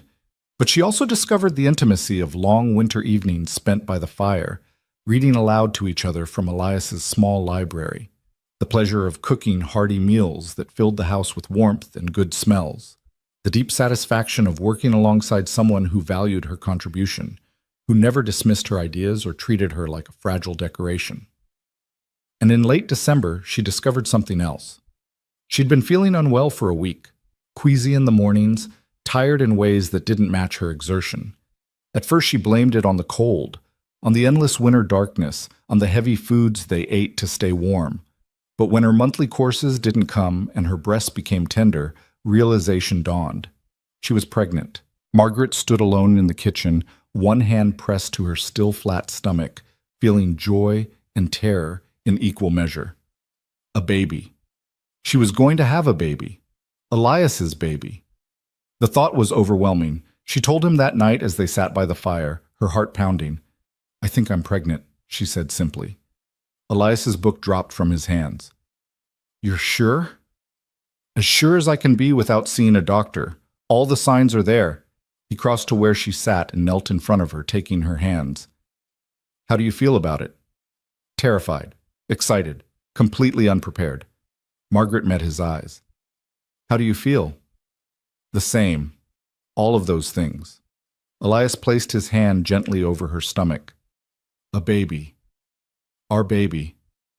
Are you happy?" He paused, searching for words. "I'm amazed.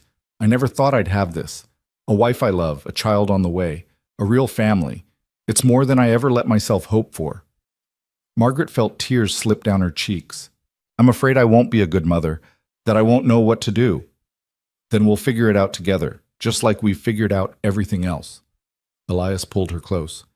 "We've survived blizzards and threats and starting over from nothing. We can handle a baby." "Can we?" "We can handle anything, Margaret. Don't you know that by now?" She laughed through her tears and held him tight, feeling the solid warmth of him, the steadiness that had become her anchor. They would figure it out. They always did. The news spread through the valley with the speed of all gossip in isolated communities. When Margaret and Elias made the trek into Copper Springs in late January during a break in the weather, people congratulated them with genuine warmth. Even Mrs. Callahan managed something close to sincerity. "A baby's a blessing," she said, "especially out here where life can be hard. Children remind you what you're working for." Sarah Chen hugged Margaret fiercely. "I'm so happy for you both. And if you need anything, advice, help, anything at all, you just ask." But it was Emma Henderson who pulled Margaret aside and spoke the truth others danced around. "Having a baby out here isn't easy," she said quietly, "especially in winter. You'll need help when your time comes, and the doctor might not be able to get through if the weather's bad." "I know," Margaret said. "I'm trying not to think about it too much."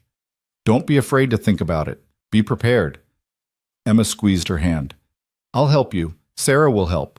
We women look after each other out here because we have to. You're not alone in this. The words brought unexpected comfort. Margaret had spent so much of her life being alone, fending for herself, that the idea of a community of women supporting each other felt almost foreign. But she was learning that Montana, for all its harshness, bred a different kind of person. People who understood that survival meant cooperation. That in a land this brutal, you helped your neighbors because someday you'd need help in return. Winter finally began to ease in March, the days growing perceptibly longer, the cold losing some of its savage edge. Snow still covered the ground, but it was wet snow now, melting in the sun and refreezing at night. Margaret was 5 months pregnant, her belly beginning to round noticeably, and she felt the baby move for the first time on a morning when she was kneading bread. "Elias!" she called, and he came running from the barn, alarmed. "What's wrong?" "Nothing's wrong. The baby moved. Here." She grabbed his hand and pressed it to her stomach. "Wait, there."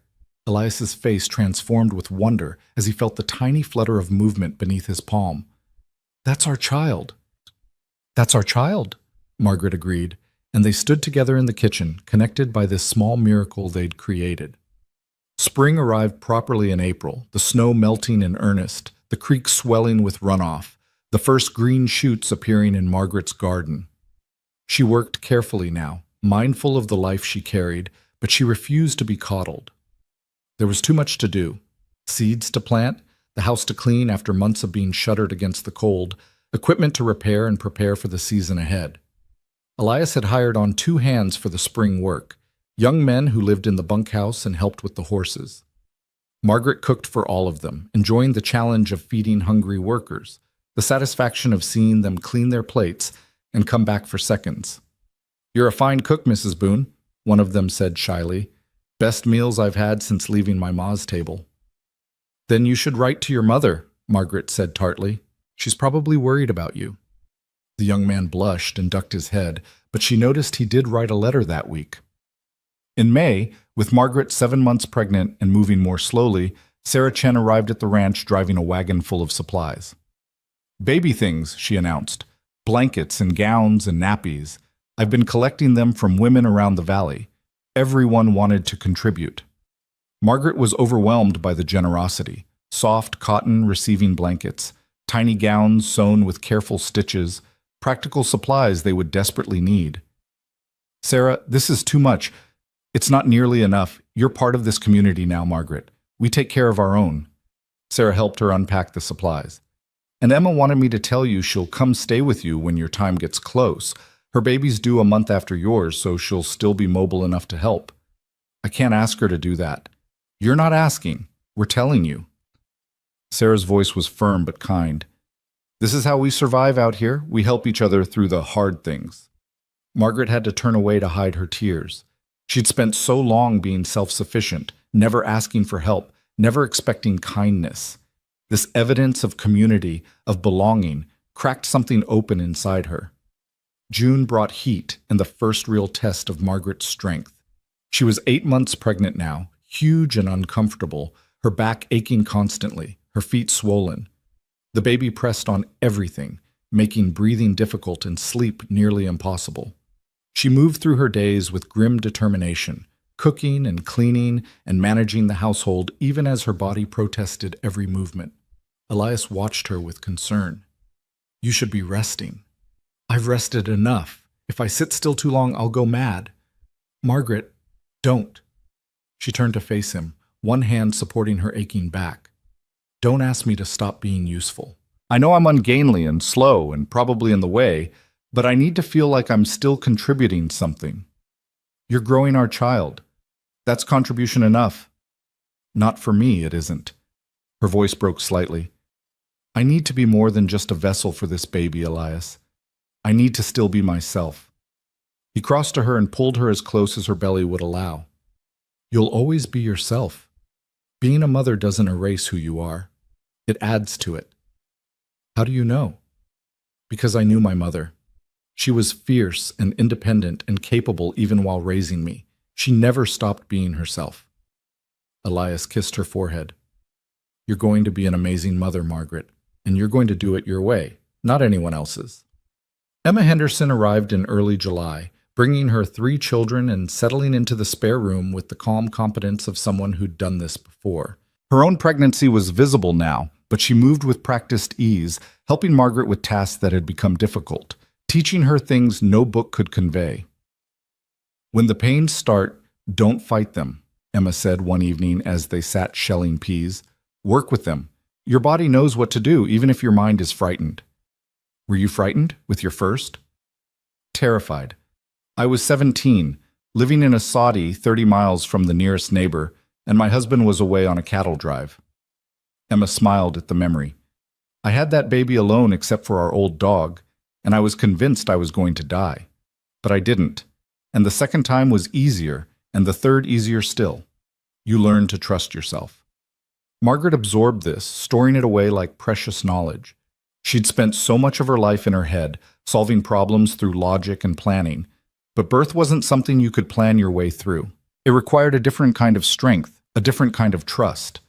The baby came on a sweltering afternoon in late July, 3 weeks earlier than Emma had predicted.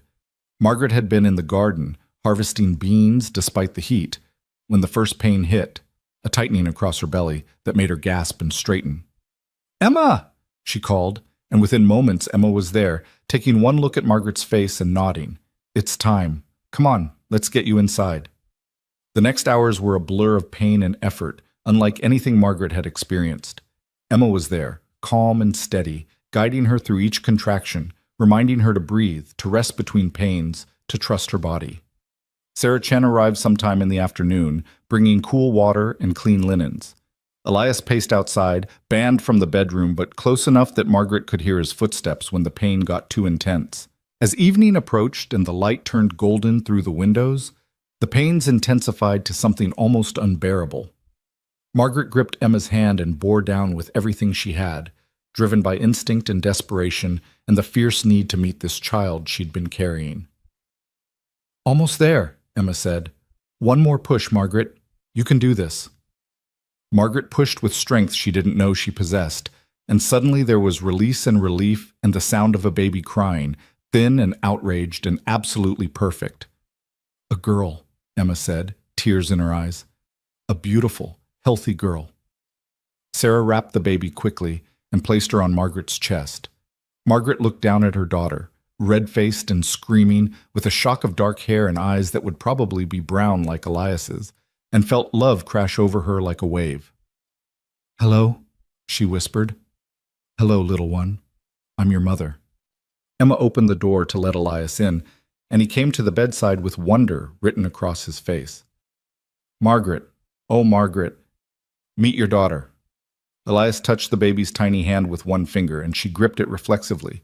His face transformed with such pure joy that Margaret started crying again.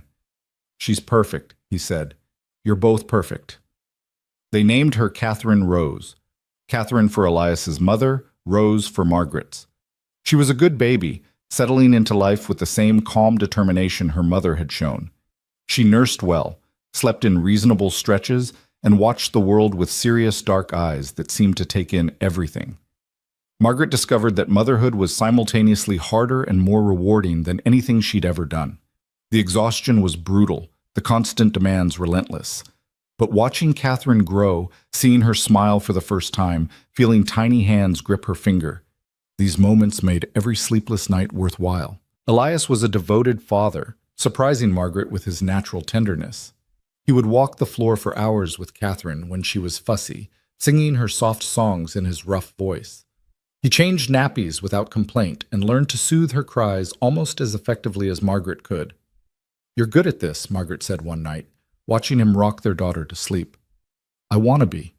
I want her to grow up knowing she's loved, that she matters, that she can be anything she wants to be." Elias looked down at the sleeping baby. "I want her to have what you didn't have, certainty that she's valued just for being herself." Margaret's throat tightened. "She will. We'll make sure of it." Summer passed into autumn, and Catherine thrived.